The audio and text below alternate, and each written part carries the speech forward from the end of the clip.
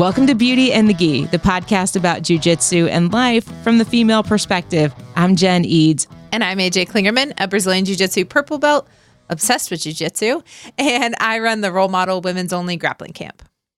And in this episode, we happen to be introducing one of the instructors for camp.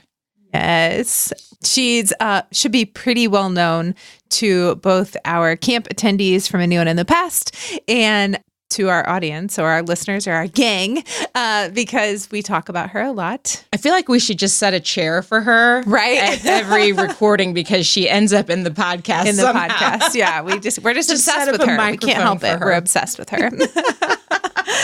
She's one of my really good friends. I've known her for at least a dozen years, and I was there when she first won Worlds. I'm there at her wedding. Like, we've been good friends for a long time. So she's taught at every one of my camps. I was inspired to do a camp because of her. So yeah, let's hear a little more from Ray Casias. I think our audience probably feels like they know you pretty well because, for all the bad stuff about me from everything AJ we don't. says in. We don't I'm talk. joking. You're one of our favorite people. I hate your hair. Now we can take that clip and really use it for my soundbite for sure. Oh, we will. Because I already made a little clip out of the last one. I played it for her. You did? Yeah. I hate your hair. I love it. So if you're just joining us for the first time, I used to have purple hair and Rachel hated it. So that's the short story. And I would tell her if I cared what you thought, I wouldn't have purple hair. Right? Yeah. That's why we're friends. Exactly. We can do what we want. Yeah. It's so weird that she's actually on the podcast and that we're not just talking. Just talking about her. Talking about me. I appreciate that. Now I can opine as to my side of the story. But you admit it. You admit it's all true. Oh, for sure. I owned it. Yeah, I hated your hair. I was like, what is that? It's fine. It's totally fine. But even though they probably feel like they know you, tell us a little bit about yourself. Well, I am a wife. Ray Casias is my husband. And I have 2 kids. My daughter is going to be 9 in a week and a half. And my son is 6.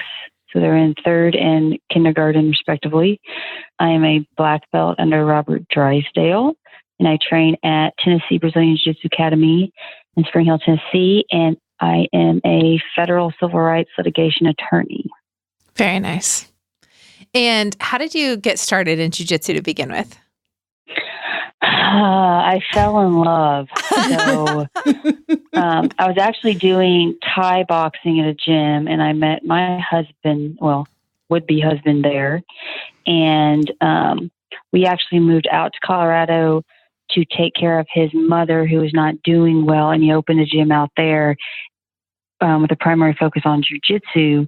And so I started taking jiu-jitsu to try to get women to come into the class. At first I thought it looked super awful. So that's dumb. A bunch of grown men rolling around on the ground in pajamas. I don't want to do that. But then I was wanting to be supportive of him and his new endeavors. So I started taking jiu-jitsu and I really liked it. So that's how I got into jiu-jitsu. I followed a boy. You followed a boy. Right. I think I remember pictures of you in your first skis and stuff out in Colorado. Yes. I had a little red game to ski. Yep. Like one of the original red game to skis. I looked so awesome, let me tell you. It was a A1. They didn't even make A0 back then. It was like 7 sizes too big. So. Can only imagine. Actually, I know because I've seen pictures. Yes. All right. So let's see. It was kind of hard to think about what questions to ask you because, we have gotten to talk to you a lot, and we've played a lot of the episodes from camp. So there was a lot of Q&A. Oh, yeah. That you were able to answer. And you've been, so to tell everyone, if anyone doesn't know already, I started the Role Model Women's Only Grappling Camp because of you. So I came down. Oh, well, Yeah. I came down for your first camp, Girls Gone Gi, which I'm actually wearing the shirt right now in support because that's what I do. Thank you. You'd be really good at dress up day, like as a parent, like the Spirit Week things where they have to plan like the shirt and clothing. I'm gonna need to bring you down to help my children because I forget about that stuff. I am so in for that because honestly, pretty much every day is Spirit Day for me. Like whatever shirt I have chosen to wear, there is a reason. Like you could ask me at any time, like, why'd you pick that shirt today? And I'll give you a story. Yeah. See, I am not that focused at this point. I cannot remember how to do that. So I will get better about it. But I actually slept in my Girls Gone Gay t-shirt last night. So it's close. Was it the teal one from this year? Yes, it was. That's the one I'm wearing. Nice. I also, and we'll take that just a step further of my craziness is I can also tell you most of the time why I'm wearing the socks or the underwear that I'm wearing. Oh, kiddo. Yeah. I don't wear socks, so it's all right. Oh, I hate being without socks. I mean, if I'm in dress shoes, yes, but otherwise I hate not wearing socks. I don't have on socks right now. I'm barefoot in my law office, just sitting here in my chair, crisscross applesauce. So. You're too old for that. I know. My kindergartner reminds me that it's crisscross applesauce.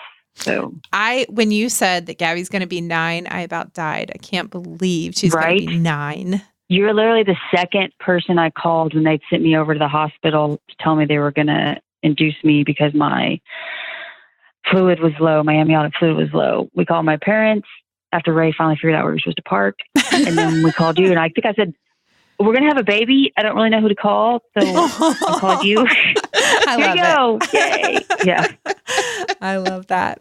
Your wedding was amazing too. So just, throw back to that. When James refused to dance with me. Yeah, it was awesome. I'm sorry, James. Sorry I brought that up. It will never die. It will never die. I'm learning so much in this James episode. does not dance. Oh, James, not at all. Ever. He has danced one single time, and that was at our wedding song. That's it. Wow. That's it. And so he's been in a million weddings because he's James and everyone wants him as, it's just, and he'll always tell people like, I'll be in your wedding, but don't ask me to dance. Like, I'm not doing any like groomsmen dance or like, no, not at all. He does not dance. So I wasn't even asking him to do any dance. Everybody was dancing, like all the guests, everyone was dancing. AJ was just a dancing fool, a dancing queen. Of course. Everybody was dancing. I am the only person without a partner to dance with. James, we didn't know. Yep. I was like, James, I'm the bride. It's my wedding. No. He sat there while I stood there awkwardly and the entire everybody else danced. And I was like, and that may be her main memory from the wedding. Right. It sounds like it's pretty much right up there with my husband's brothers getting drunk and almost dying in the river. Yeah. Yep. It's real up there. So. I'm glad you brought that up. I wasn't going to. That was way worse than what James did, but that's good. I'm glad it's not on the same level at least. No, it's not on the same level. Oh, that's hilarious. Okay. So let's talk about like what you would say is your biggest hurdle in jiu-jitsu. My biggest hurdle is probably, I'll give you 2. One, mental hurdle, and one, like, I would say practical hurdle. My biggest hurdle would be a mental one in that I for years thought had sort of like an imposter syndrome. Like when I get my purple belt or when I get my brown belt or it was worse when I got my black belt. I don't belong here. Yeah. I don't belong competing in this division. I'm not as good as these other people are. That just goes away, I think, a little bit.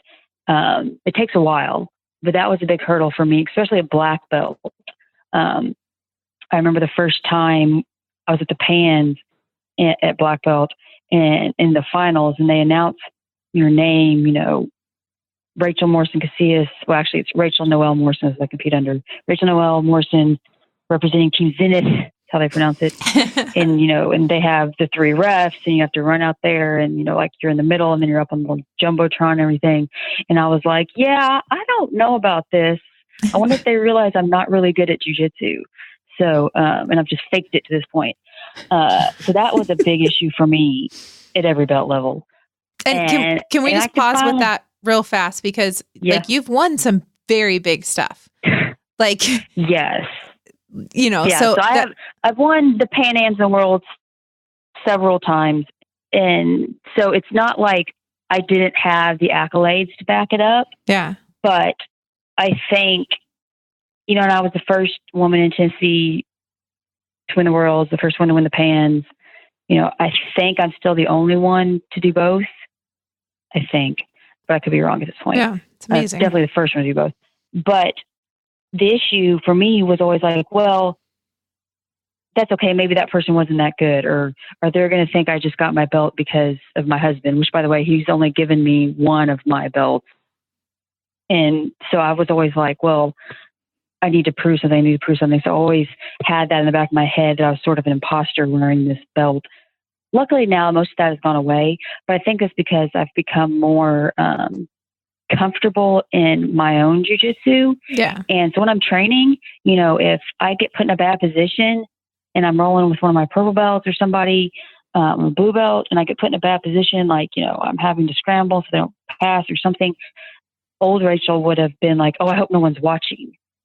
But now I'm like, whatever, I'm working stuff and I'm good and they're giving me a good fight and this is how I get better. Right. I think it's the people who get higher up in their belts that are afraid to put it on the line.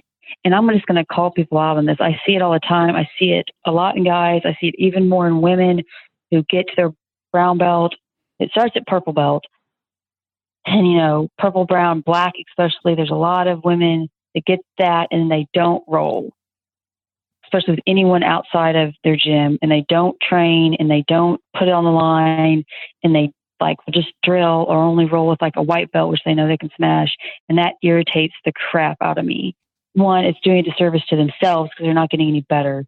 And it's doing a disservice to like their students and all the other women in jiu-jitsu that could benefit from their knowledge, even if they're getting beat. Like I've been beat by lower belts in rounds. That's not the issue. Right. The issue is to keep getting better. And that's one of my biggest pet peeves is people who don't train like that.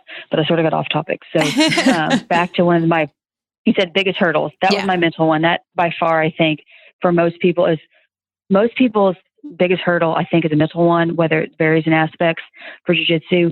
And my second one would have to be just with having kids in a very intensive job, just scheduling training time.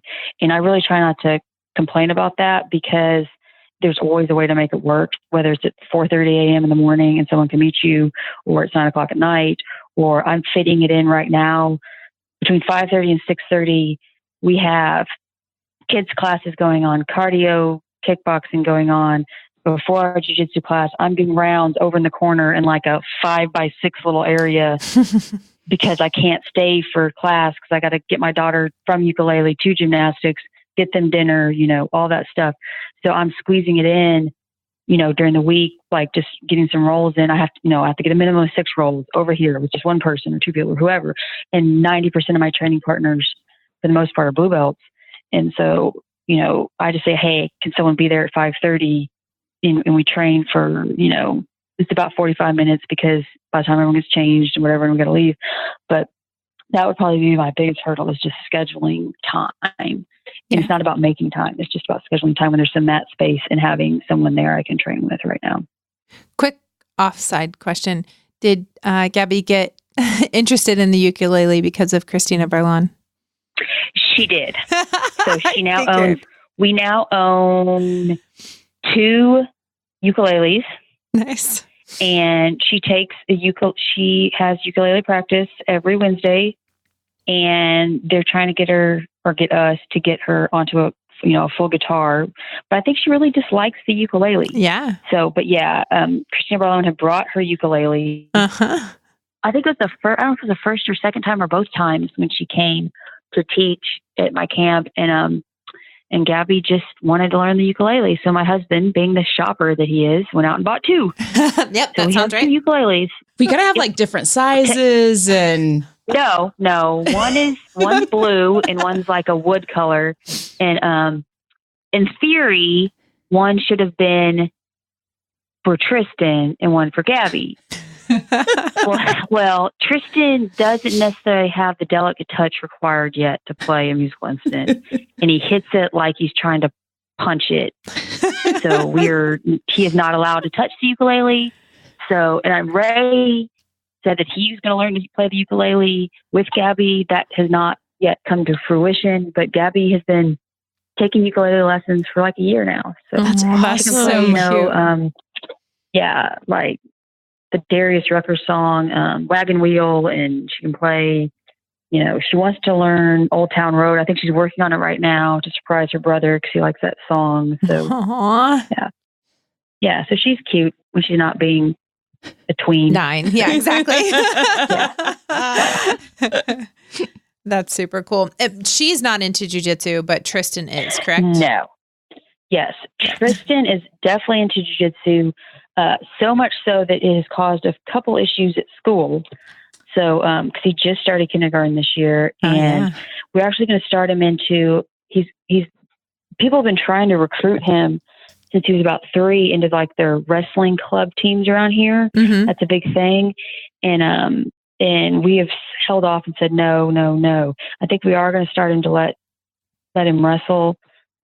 But he loves jiu-jitsu, and it's just so much a part of his life and so normalized in his world that when things happen at school, it comes out. Right. Good or bad. And he doesn't see a problem with it, though we've had to explain to him that societal standards are different when you're in school versus when you're in a gym. And we were actually at the Master World, and his teacher had texted me. We had him staying, like a nanny staying with him, and texted me and was explaining a situation that had occurred. And finally I realized what had happened, and that Tristan had basically like hip tossed a kid, got into mount, was going to hit him. But he's like, Mommy, then you rolled over. So I just choked him. I was like, that's wonderful. Let's not do that. Yeah. So we had to explain to him, well, in his defense, he never starts the fight. Right. Like, he's not the bully, but he is going to jump in on any physical altercation that happens, whether he was involved in it to begin with. He's like, great, we're rumbling. Put me in, coach. That's my chance. So last week, his teacher had to text me, and she loves Tristan, and she knows Tristan is a good kid, but she texted me because to tell me a story so that I wouldn't hear it or I could talk to him about it. It was that he got into it. Well, didn't get into it. 2 kids at the top of a jungle gym, and one of the kids pushed the other kid off. Well, then Tristan climbed up, and that same kid pushed Tristan off the jungle gym. My kid climbs back up the jungle gym and pushes that kid off because that's what my kid does. And so the teacher sees all this, where they have to have a conversation about, keeping your hands to yourself, not doing any of that. And so I'm talking to Tristan after school, and I'm like, Bubby, why didn't you just go tell Miss Partita, your teacher, that the kid pushed you off instead of climb back and push him off? He's like, I ain't no snitch. And I was like, oh God. He gets that from his daddy. So, because my husband goes snitches and up in ditches. And I'm like, so my son handled it himself, how he has been taught. But, just remember, he's 6, just turned 6. Yeah. Like 2 weeks ago. But he is always going to be jumping in. If anyone's brawling, he's going to be in it and loving every minute of it. So he loves leg locks right now. He's big into heel hooks and toe holds and knee bars because Alex and Sam, 2 of our black belts, have been teaching him that stuff. So he will pull guard and try to heel hook you. Great. That's fantastic. Yes. Okay. Since he can't do any submissions in any of the kid tournaments that are coming up. So basically he doesn't want to compete because he can't do submissions. So. Oh, yeah. But it's all right. So we're going to wrestle, hopefully. Do you think that it will be hard for him to understand, like, one, in wrestling, he can't do submissions, or if he does a kids tournament that does offer submissions, like which submissions he's allowed to do? Yes. Yeah. I do absolutely think it's going to be difficult for him to make the transition because he's sort of in the heat of the moment kind of person. Yeah. And so, like, he'll be rolling hard and I'll be like, Bubby, you got to stop. You got to let go of that. They're tapping. And he's like, oh. So I think it's his wrestling club practices are supposed to start in October. So I really want him to wrestle. I want him to enjoy it, but we'll see how it goes. He may not like it because there is no submissions and, right. I don't know, but we're going to try it. Yeah. And then with the tournaments, I've really held off. He's only done 1 tournament because he doesn't take like traditional class. Right. He won't sit through class. He's old enough now to be in the big kids class, and he just doesn't want to. And he says, well, Daddy can teach me, or I'll teach you, whatever. And until he has enough focus and responsibility and determination to sit through class, then I'll schedule him to be in a tournament. But I'm not just going to let him take a tournament if he's not committed enough to train for it on a regular basis. So, although I will say this, I think his jiu-jitsu is better than 80% of the kids. Absolutely. He has really good he knows a lot of jiu-jitsu, but he also has no strength at the age of just turning 6. But he knows a lot of jiu-jitsu. But I'm not going to put him in a tournament until he shows me some commitment to training. So. Yeah, I think that's a great plan. Mm-hmm. Yeah. What do you feel like is your favorite memory? My favorite memory from jiu-jitsu. Well, I'll tell you my favorite memory I have with you. It's probably the same. I don't know. It's not the same for you, but the same as mine. Yeah, mine with you. Yes. When I won the Worlds, there was very few people there.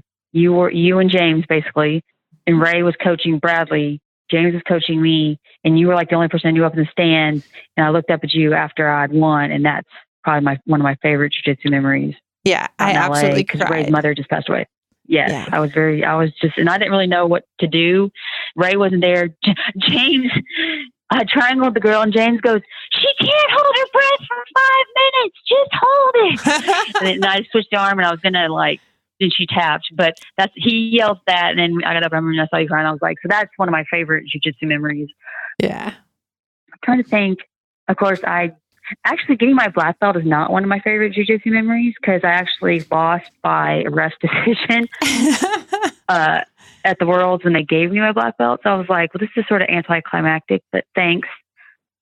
I was so sad about that because I wasn't at the podium, and then you came around and you're a black belt, and I was like, what? I was here and I missed it. I was so sad. Yeah, I was angry because I did not fight the fight I wanted to fight.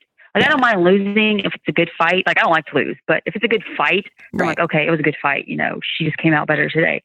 But that was one of those where I felt like I was trying not to lose versus trying to win. Right. And losing rest decision, it's fine, whatever. So I was a little like, really? You're giving me my black belt now? So that's not one of my favorite memories. I think one of my favorite memories in jiu-jitsu, and I guess it's as a whole, is seeing my women's team, seeing them really get better, watching it click. So those are some good memories for me when they're competing and stuff. So that's awesome. So you were in Jen's head recently. So she competed and won. No, this is good. This is good. Yeah. Congratulations. She competed at Fuji and won. And she was talking about what you said about, what was that, Jen? It was, if you get beat, that your jiu-jitsu isn't bad. Maybe there's just better that day. And so I kind of had this mantra to compete this weekend of my jiu-jitsu is better today. It doesn't matter what it is on the other 364 days of the year. But if I could walk out on that mat feeling like mine was better that day, and it worked. Yeah. See, the mental part of the game is really important. When I was struggling with that, really at purple and brown belt, not as much black belt, purple and brown belt a lot. No, I'll fight hard. I'll win. I'll be Pan Am champion, whatever. And I was just saying, today is my day. My jiu-jitsu is good today. Now, some days my jiu-jitsu is not good. Some days I'm trying not to get smashed. But there are some days where I'm like, yeah, I'm a winner. I'm doing good today. So, yeah, we were back to our regularly scheduled programming with my normal jiu-jitsu today. Sometimes you just got to put it together, and that's how I feel about it. So, yeah. But yeah, well, I'm glad it worked. It did. So thank you. You're welcome. I think that's something that, you may not realize, we talk about you a lot on the podcast, but I think the reason for that is that I have listened to the podcast. So I do. Yes. I know you have some, but the reason that we talk about you so much is because you are inspiring women much more than just the girls on your mat. You definitely help a lot of women, whether through your camps or through our camps. So I just want you to know how much we all, as the female jiu-jitsu. Well, I appreciate that. And I don't like feelings. So. I know. I'm trying to keep it like feelings is hard. One of my favorite memories is about when Cassie busted down crying out at I think it was the Worlds. She's a blue belt and I was really new to coaching and she just burst into tears after she lost. She's crying and I'm like, I'm going to need you to stop. That's all I could tell her because I don't know what to do. I was like, when you're done crying, I'll come back. So I was like, feelings. I don't know how to handle feelings. So how to do this. Stop. So, but yeah, that is one of my favorite memories because I was standing there just super awkward, what do I do now? So, but I've gotten better handling those coaching moments, and so it's better now. Yeah. But yeah. You've helped me through a couple times of crying, so. Yes. I've also yelled at James. That's always exciting. Yes, so. yes. Yeah. Yep. Well, I appreciate that. I'm trying to, as Ray says, you have to grow into being, you can get your black belt, but that doesn't make you a leader. Yeah. You have to really work on it. It's not, some people are natural leaders, but you still have to fine tune some of those things. And I've had some of my stumbles along the way, and sometimes I say things that are inappropriate or taken out of context. So I'm really working on. It's hard being a friend, a training partner, a coach, and a leader all to the same group of women. Yeah. So that's not that I've had some struggles with. It's gotten better now. So I've learned to be able to refine the roles and at least set boundaries as to, okay, I'm a coach. Okay, today I'm your training partner, that sort of thing. But I appreciate that. We are trying to grow women's jiu-jitsu and make women understand, how strong and powerful they can be. Have you talked about any of your podcasts about me complaining about the women's groups and people whining? Because no, would you like to bring that up? No. Let's talk about it now. Because I text or call AJ. I'm like, I can't take the whining. No. And I can understand this. Believe me, but I am sort of a put on your big girl panties and let's get this. Let's get this. I'm trying not to cuss. That's okay. You got the bells ready to go. That's good. Ready. And sometimes the whining on some of the girls groups drives me bananas. I think probably because I'm more old school than jiu-jitsu is now. I don't know if I would call it mainstream, but it is pretty much more normalized now than it used to be 15 years ago. And even the 15 years before, when I started that, they had it hard, right. Professor Vieira, Michelle, they had it hard, and I had it a little bit less hard, but still pretty difficult. And then the people here, it's not easy, but a lot of them have it a lot better than they realize. Right. As far as training, there's much more access to the sport. There's much more access to high quality level instruction, black belts, female black belts, female upper belts, people to train with. I just cannot take it when someone's like, I don't have anyone my size or my gender or my skill level. Or I'm like, which I just want to strangle them and say, just find a body. It doesn't matter who it is and do jiu-jitsu. Yeah. So I'll instead of me posting something that I would regret out of frustration, I call AJ and I'm like, I'm going to need you to handle this. Okay. Talk me off a ledge right now, please. Right. Yeah. And I'm always happy to do that. Thoughts. I also, she's like, it's good. I helped talk Alex off of a ledge at Worlds. And afterwards, I talked to James and I was like, Ray and Rachel are very lucky to have me on their team. Yeah, right. Bless Alex. He did real well in his Pan Am. Oh my gosh. I'm so proud of him. It's awesome. He beat Gianni Grippo. So that was, that's good. He had a good match. He played a very strategic match. He's learning that sometimes you just got to play a better game. Yeah. Play the rules. Yep. Exactly. Yep. That's awesome.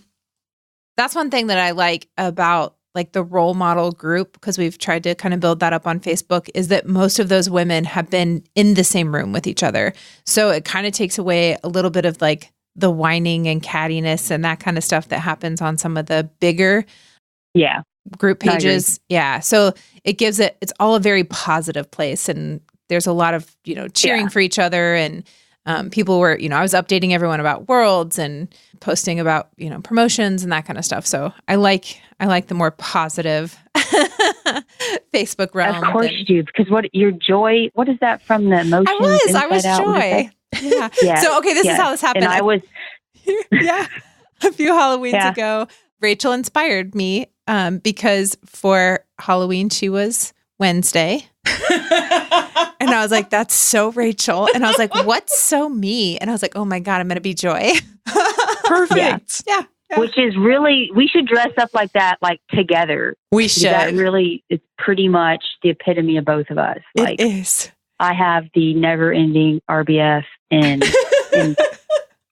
AJ's like, the world is sunshine and rainbows and glitter. And so that's us together. I know. And we balance each other out. We do. So. We balance each other out well.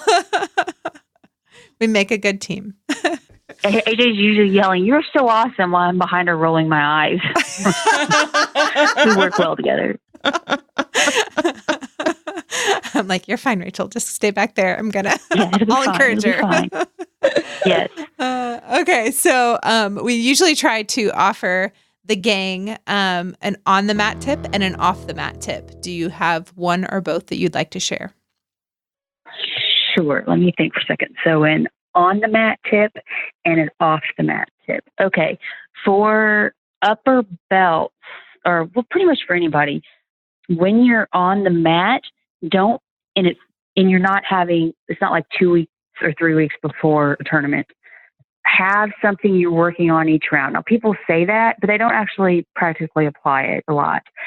And so for me, because I don't take a lot of class anymore, just because of my schedule, when I'm training my rounds, like I'm working on half guard stuff right now, like deep half guard, heavy half guard stuff. It's like more of like a big man's half guard. Yeah. And try to really get better on it. And like, it sucks. Like I'm getting smashed. Jerry's sitting her big badonkadonk on me and I'm trying to lift her booty up, her CrossFitter booty up. And so it's not my A game. It'd be a lot easier for me just to pull back out and get back to my open guard where I know that I have, that I'm really good at, but that's not improving my jiu-jitsu. So I'm really working on that part of my jiu-jitsu, that it's not at the same level as some others. And so that's what I would tell people on the mat, is to really have a purpose each round. And for each round, like I don't change the purpose. Like sometimes it'll be like for the week, I'm not pulling guard, which really irritates all of my girls because then we're going to do takedowns and they don't, like I always tell them, like, just because I don't doesn't mean I can't. Right. So like if I'm doing takedowns, they're usually shocked. And so I'll do that for a week or two, if getting them used to standing, or if I'm then working on, my half guard, which is what I'm working on right now, not like a half guard, open half guard, but like a really deep, heavy under half guard, and which I'm just not as good at. Like my husband's phenomenal at those sort of things, like an old school half guard, and I'm not. And so I'm working on that. So I have a purpose each round, and I try to go back to it each round. That would be my on the mat tip if you really want to improve your jiu-jitsu and not just get stalled and keep doing the same thing over and over again with your A game. My off the mat tip, I think, is going to have to be really, like, life is just too short. I work in a very stressful business area, right? And you just can't work. You can't make yourself so sick. I try to tell some of the young attorneys in my office, I was like, look, your job posting is going to be, your job is going to be posted before your obituary is. So like, yep. You've got to enjoy your family, enjoy your kids. I'm the only female attorney in our Nashville office. All the other attorneys we have 15 offices in my law firm throughout the Southeast. But I'm the only female in our Nashville office. And so it's a bunch of men, which is fine. They're all really good guys. But one of them was joking or whatever. He's like, you want to decide who comes first, the law firm or your family? And I was like, my family. He was joking because I had to go get my daughter's gymnastics. Yeah. And as I walked out the door, and I just think I finally came to a point in my career that the things that are important to me, are my family, my kids, my friends, and, my love for jiu-jitsu. And being a litigator, it pays the bills. It's a good job.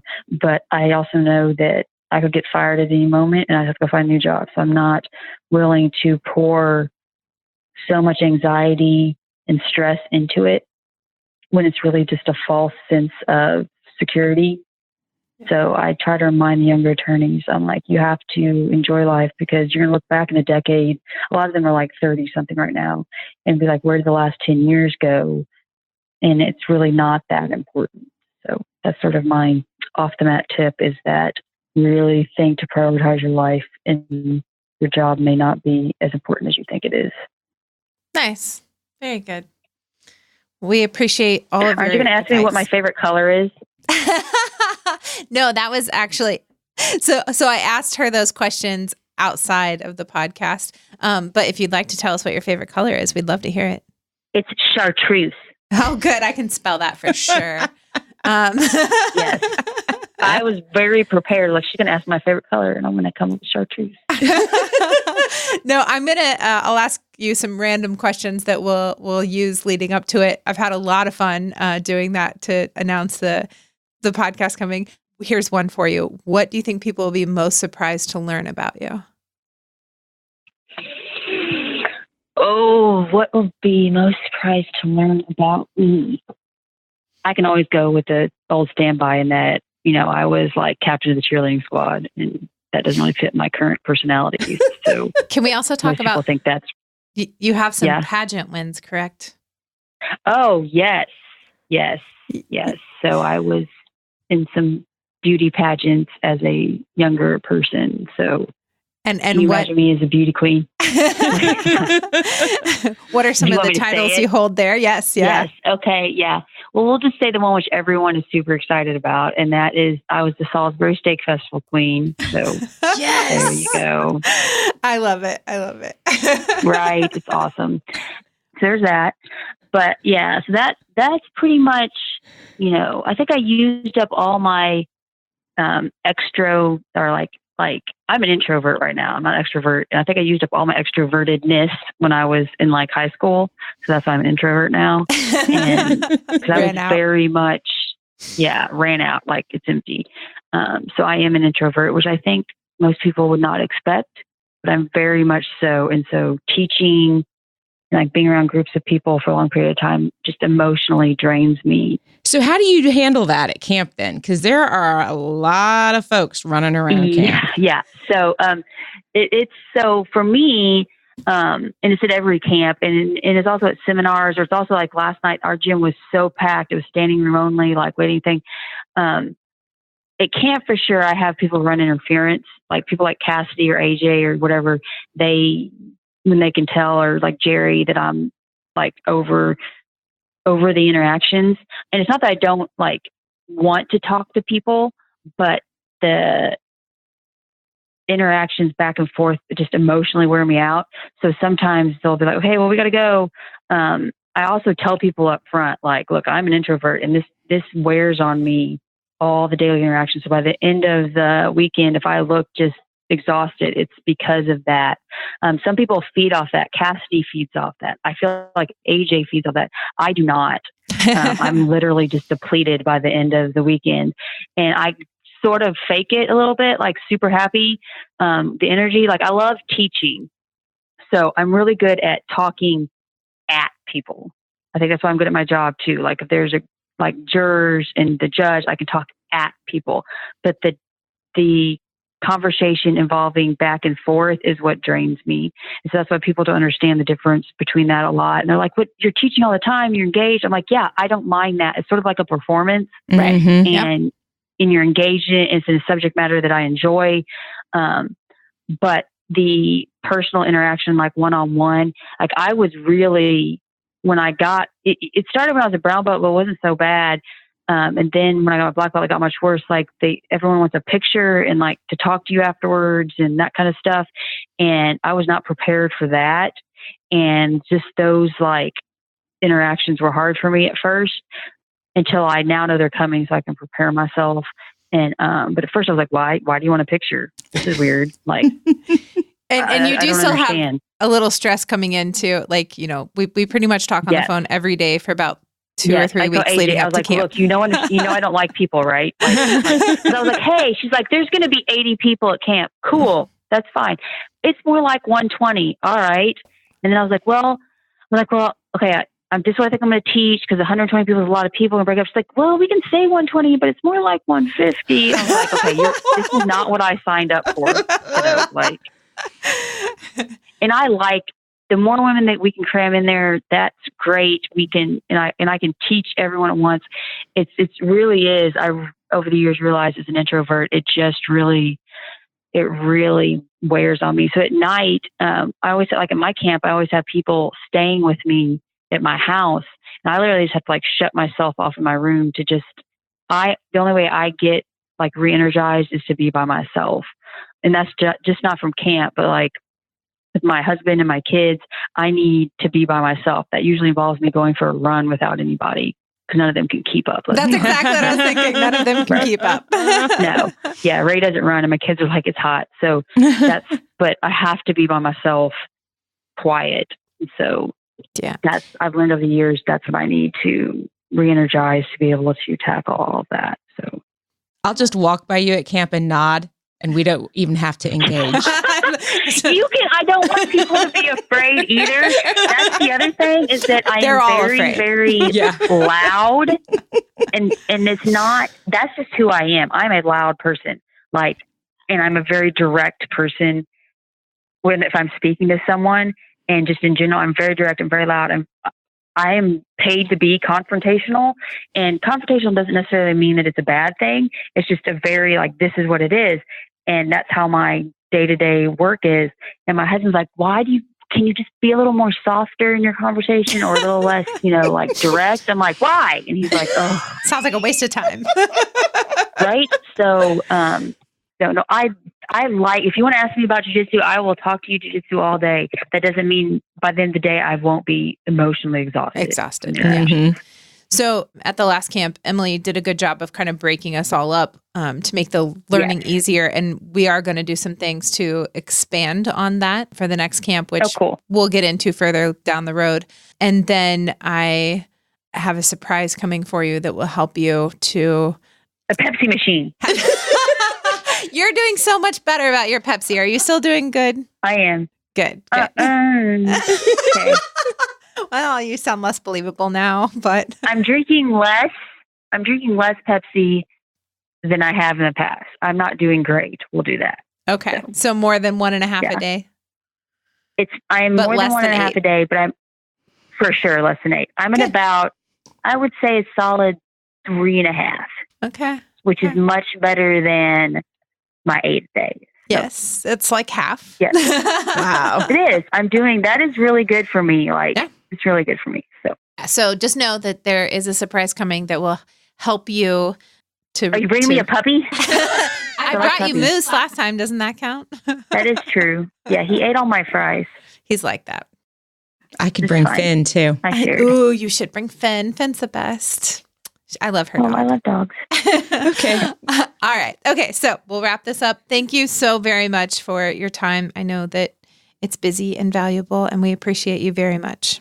It was a nice mental break from thinking about how I could convince a jury that they should believe my guy. So that's good. Yeah. Well, good. I'm glad we could help. Exactly. You're welcome.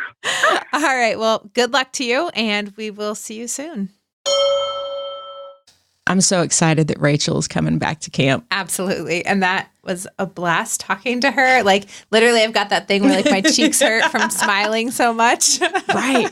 Well, and even though like we were kind of talking before we recorded, I don't even remember what Rachel actually taught us last year, because at 6 months in, that was a lot of jiu-jitsu in a weekend.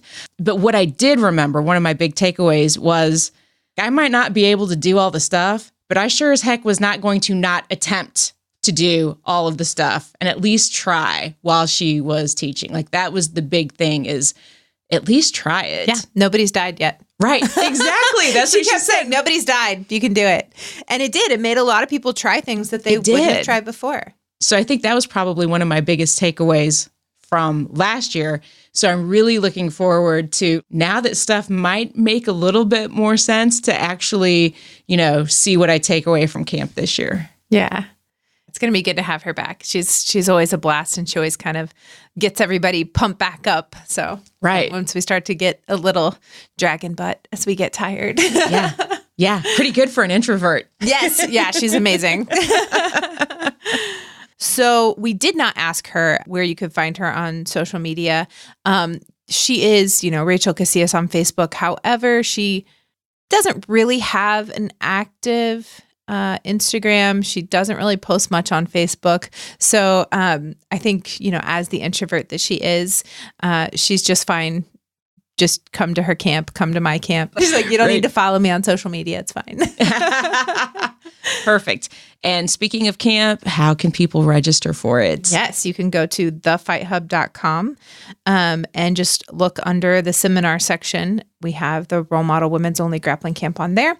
You can register by just putting down a deposit for now, or you can pay in full. If you pay in full, then you'll get a rash guard at camp. It'll be an exclusive rash guard just for crew members and paid in full girls.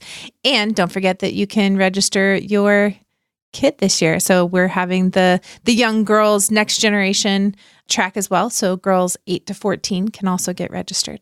We will have links for all of that in the show notes. And if you know somebody that might be thinking about coming to camp, but they're still a little on the fence, please share these podcast episodes with them and encourage them to join us. Absolutely. And you can connect with us on social media. I'm AJ Klingerman everywhere. I am on Instagram at Brassy Broad Jen, and the podcast is on there at Beauty and the Gi Podcast. And we are even on Twitter at Beauty and the Gi. We always appreciate, for you to... and we have Facebook. We have Facebook now, too. We have a Facebook page and a Facebook group. The page is Beauty and the Gi Podcast. The group is Beauty and the Gi Gang. And so we appreciate your likes and, ratings, reviews, that kind of stuff is nice. But really what's most important to us is that you share these episodes with a friend. And we'll see you on the mat.